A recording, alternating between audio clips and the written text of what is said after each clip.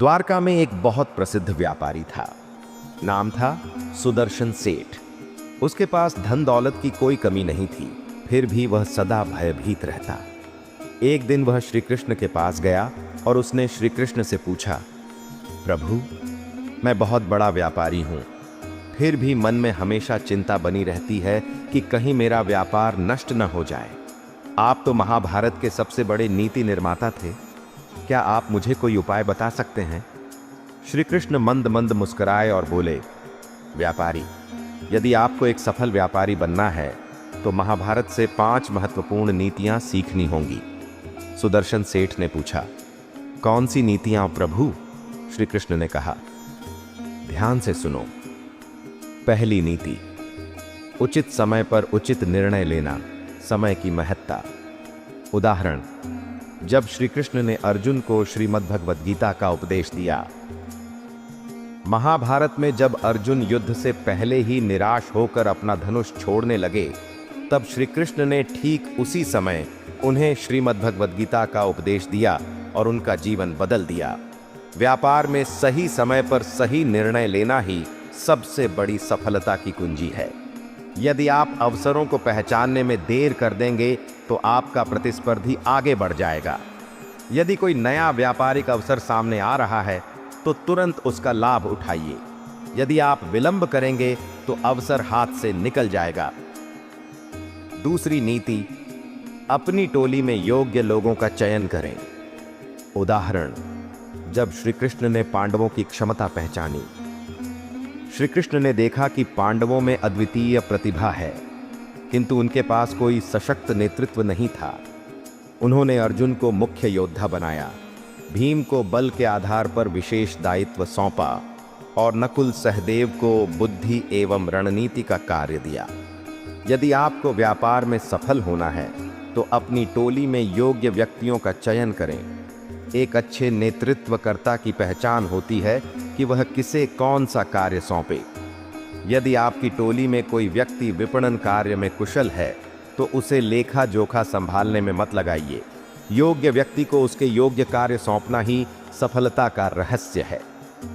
तीसरी नीति, अपने प्रतिस्पर्धी से भी सीखें। उदाहरण, अर्जुन ने कर्ण से सीखा। अर्जुन को सदैव भय रहता था कि कर्ण उससे अधिक पराक्रमी है, किंतु उसने ईर्ष्या करने के स्थान पर कर्ण की रणनीतियों को समझा और फिर अपनी युद्ध कला को और अधिक निखारा।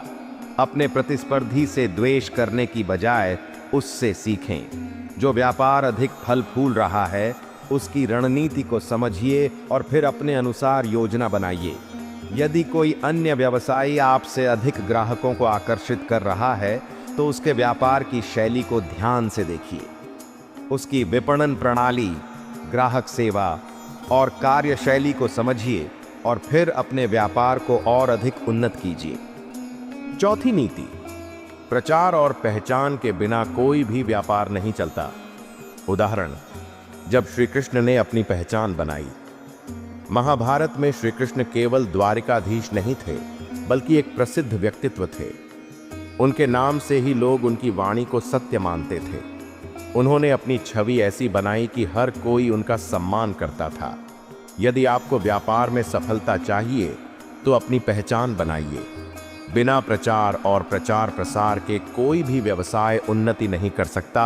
अपने व्यवसाय को अधिक से अधिक लोगों तक पहुंचाने के लिए प्रचार कीजिए, चाहे वह मौखिक प्रचार हो, मुद्रित विज्ञापन हो या नवीनतम डिजिटल प्रचार माध्यम। जब तक लोग आपके व्यापार के विषय में नहीं जानेंगे तब तक वे आपसे नहीं जुड़ेंगे। पांचवी और अंतिम नीति, व्यापार में भावनाओं से अधिक तर्क का प्रयोग करें। उदाहरण, जब श्री कृष्ण ने शांति प्रस्ताव रखा परंतु कौरवों ने अस्वीकार कर दिया।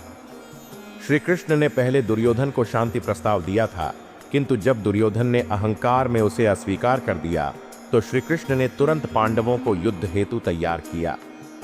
व्यापार में अधिक भावुक होने से हानि होती है। प्रत्येक निर्णय तर्क एवं आंकड़ों के आधार पर लें, न कि भावनाओं में बहकर। यदि कोई ग्राहक आपके मूल्य से अधिक मोल भाव कर रहा है तो तर्क और ठोस प्रमाणों के आधार पर समझाइए, परंतु आवश्यकता से अधिक समझौता मत कीजिए। व्यापार में मस्तिष्क से कार्य करें, न कि हृदय से। अब सुदर्शन सेठ ने श्री कृष्ण के सामने हाथ जोड़ लिए। प्रभु, आपने तो मेरी आंखें खोल दी।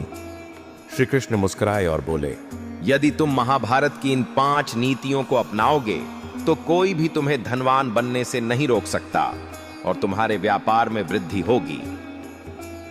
कथा संदेश, आज ही अपनाइए ये 5 व्यापार मंत्र। समय पर सही निर्णय लें, अपनी टोली में योग्य व्यक्तियों को रखें, अपने प्रतिस्पर्धी से सीखें। व्यापार का प्रचार करना अनिवार्य है। भावनाओं को छोड़कर तर्क द्वारा निर्णय लें। अगर आपको यह ज्ञानवर्धक कथा पसंद आई हो तो इसे अधिक से अधिक लोगों तक पहुंचाने के लिए वीडियो को लाइक करें। अपनी राय नीचे कमेंट में लिखें। इस उपयोगी ज्ञान को दूसरों तक पहुंचाने के लिए शेयर करें। ऐसी ही अनमोल शिक्षाओं से भरपूर वीडियो देखने के लिए हमारे चैनल को सब्सक्राइब जरूर करें। तो फिर देर किस बात की, आज ही इन नीतियों को अपनाकर अपने व्यापार को नई ऊंचाइयों पर ले जाएं। जय श्री कृष्णा।